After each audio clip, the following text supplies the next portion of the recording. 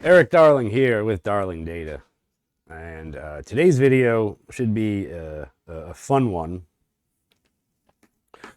We're going to talk about making sure that indexed views don't ruin your modifications, because they sure can under certain circumstances.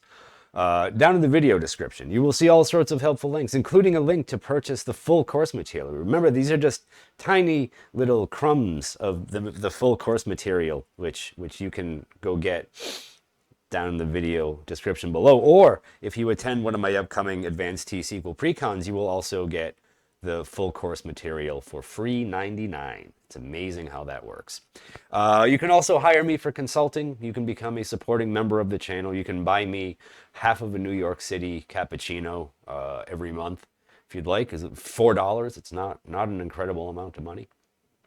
And if you would like to ask me office hours questions, you can do that. And of course, if you are not feeling monetarily obligated towards me, which I understand many people just are very happy to just take things for free, you can like, subscribe, and tell a friend. Fill a void in someone's life that this channel would obviously, it would just complete them in ways that you can't imagine. Or maybe you can imagine. Maybe it has completed you in those same ways. Over on my GitHub repo, I have a free open source SQL Server performance monitoring tool, and it doesn't suck. It is all the stuff that I care about monitoring performance-wise on a SQL Server, packaged up, given to you. You can point it at your SQL servers. You can start getting great information about what's going wrong with them performance-wise. Excuse me. Spring is springing here, and now I'm starting to get a little allergic to things, so you'll have to forgive my throat clearing on that one. There's also a built-in MCP server, so if you like the robots and you want to have the robots talk to your performance data and give you summaries or some analysis on them, maybe even give you some feedback on what you should do to fix it, you can do that, and they'll do it. I mean, depending on how you call the robots, it might be free, it might not be, I don't know. All right. Tokens ain't free, I guess. But anyway, this will be the last video that I record before going to Jacksonville, Florida, May 1st for an Advanced T-SQL Precon. You can still buy tickets. At least you better be able to still buy tickets, because it's not for a couple of days after this. So, or maybe, actually, this one's Thursday. The next day, Friday. Man, you better hurry up before Jacksonville is gone. After I get back from Jacksonville, I will be on my way to Chicago, Illinois, May 7th and 8th for Pass On Tour East. I will also be doing an Advanced T-SQL Precon there. Many chances. After that, I will be at the lovely SQL Day in Poland, May 11th through 13th. I'm flying right from Chicago to Poland. It's going to be crazy times. Boy, I hope the weather's nice. And in Poland, I know it might be hard for you to believe, but I will also have an Advanced T-SQL Precon there. After that, I will be at Data Saturday, Croatia with, believe it or not, an Advanced T-SQL Precon. And after that, I will be at Pass Data Community Summit, the westest of all the summits in Seattle, Washington. And there, well, I'm just going to have to surprise you with what I'll be doing there. It's going to be out of this world. Anyway, it is still Apriling outside. Next week's video next week I will be debuting the May graphics. It's going to be wonderful and fantastic. You're gonna be just as terrified of it as I am, I think.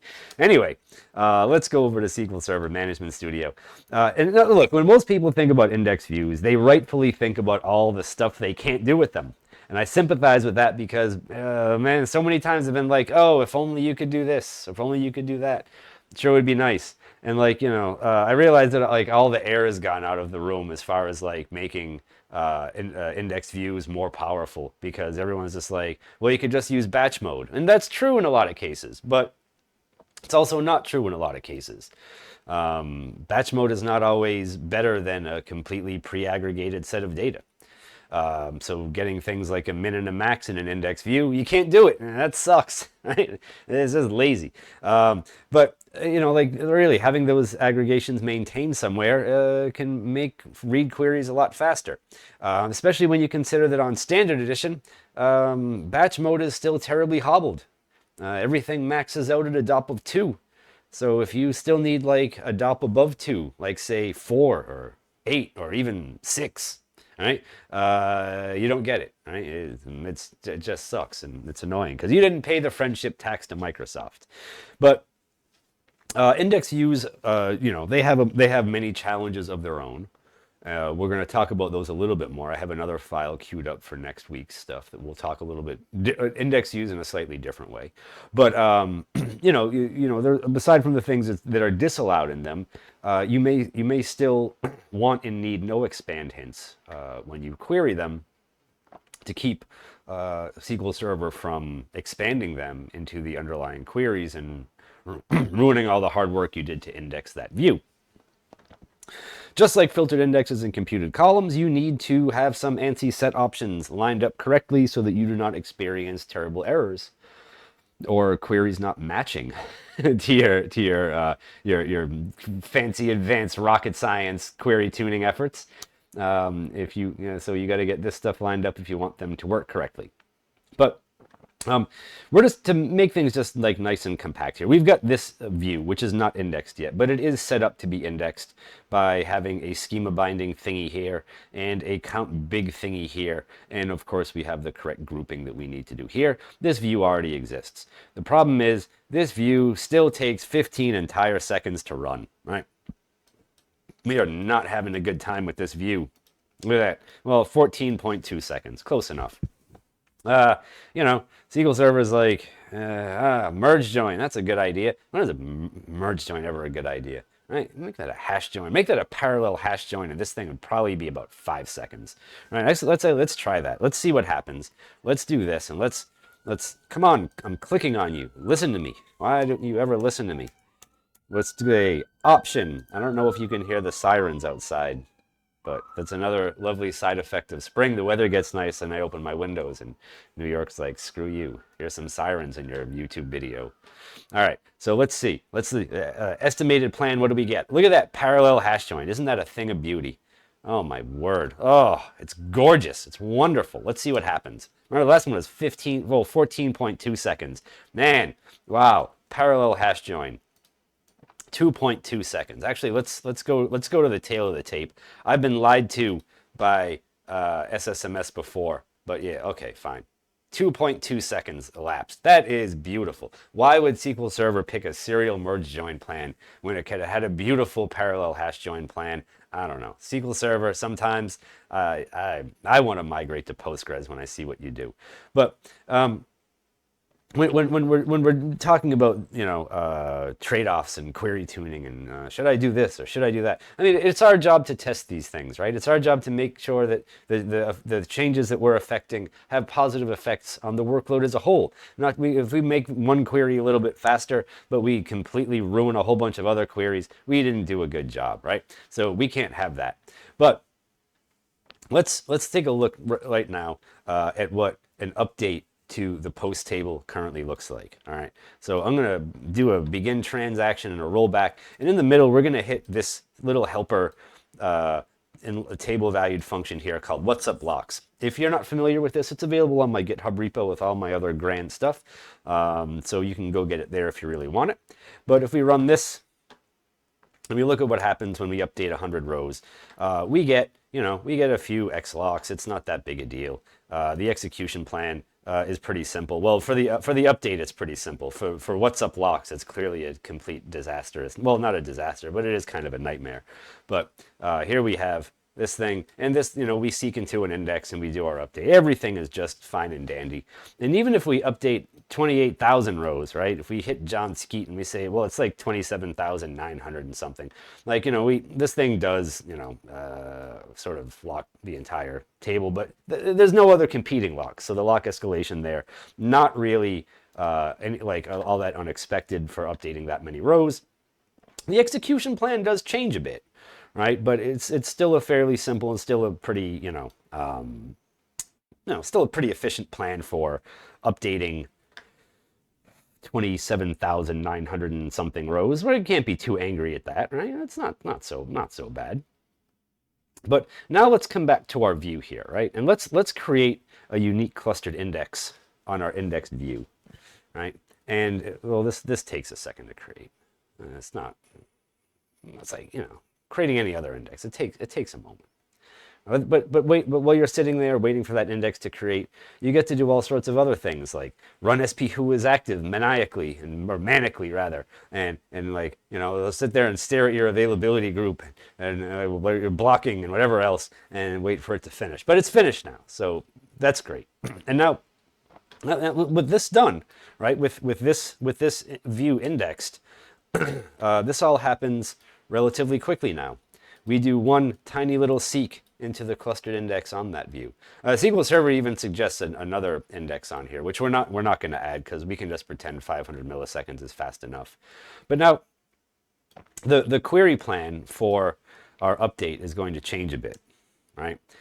It doesn't really get meaningfully slower for a couple reasons. I mean, it gets a little bit slower, but not like terrible. And we have a lot more complexity in here now. All right, so because now we have to maintain the indexed view. And so now we seek into the post table and we do all the updating we need to of the post table. And then we have this sequence operator. And the sequence operator says, after you happen, I'm going to sequence you, right? And now down here, we have to maintain the indexed view, or rather the clustered index on the view, which requires touching both tables. In our case, though, I have added good indexes to support my indexed view, so this is not a complete disaster. Right? Sometimes you do need good indexes in place to support the query underneath your indexed view to make reassembling the indexed view faster. Right? It's a crazy world. Like when people say it's like turtles all the way down, it's indexes all the way down. It's just, oh, I need an index to tune this, and now I need an index to tune this, and I'm going to make an index view, but now I need indexes to make maintaining my index view faster. It does take some effort, right? And it does take some testing and stuff. And updating 28,000 rows. Again, this is half a second last time. This does slow down a bit, right? It's 2.6 seconds now. So this is not the perfect world, but you can't have everything all the time. But we have a much more still like this plan was already a little bit more complex on top, right, with all the sorting and splitting and filtering and whatnot. But now maintaining the index view is still, well, it's still like the bulk of our effort, right? That's like there's like 600 screw you. There's like 600 milliseconds here, but two full seconds down here in the index view maintenance phase. Most of it is not assembling the index view, right? Because we're only at 325 milliseconds here. That's like 1.7 seconds total, just updating the values in the index view. Perhaps if we put that non-clustered index on the index view, it would be faster. But let's not get ahead of ourselves. So if you want index views to work well for you, you need to consider read queries and modification queries in your workload. Like with anything else, modification query-wise, the more rows you get involved, the longer something's going to take. A lot of the times, when I'm looking at trying to tune modification queries, there's like almost nothing from the read portion to tune. Everything you need to tune is in the write portion, which is when things like batching become so much more valuable and useful and interesting to get in, because it turns out updating smaller chunks of rows at a time. Well, you may take the same amount of time to iterate over the table and update all 100 million rows or something. You're much kinder to your server in the process, and things get a lot less like nuclear meltdowny when you're doing that. Anyway, thank you for watching. Yes, if you run a creator alter on an index view, it drops all the indexes. But thank you for watching. I hope you enjoyed yourselves. I hope you learned something. I hope that you will use indexes and index views responsibly in your SQL Server. Thank you for watching. I hope you learned something. I think I may have already said that. Anyway, I'm good now. Goodbye. Thank you. You are very kind people in the world. All right. Adios.